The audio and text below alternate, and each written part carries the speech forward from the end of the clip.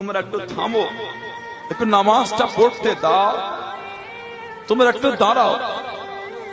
সাইয়েদনা ইমাম হুসাইন রাদিয়াল্লাহু তাআলা জুলজানা দুলদুল ঘোড়ার পিঠ থেকে নেমে পড়লেন।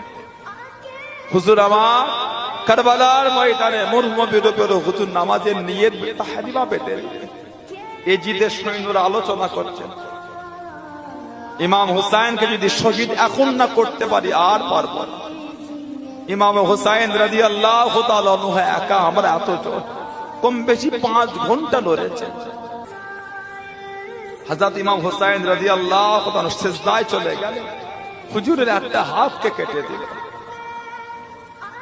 সাইয়েদনা ইমাম হুসাইন রাদিয়াল্লাহু তাআলা ঘুরে গেলেন, হুজুরকে শহীদ করার জন্য আসছে আমর। হযরত ইমাম হুসাইন রাদিয়াল্লাহু তাআলা বলে ফেললেন, এই আমর, তোমার আব্বা হলেন সাদ, দাদু হলেন ওয়াক্কাস, সাদ ইবনে আবি ওয়াক্কাস আমার নানা জানের পাগল ছিলেন।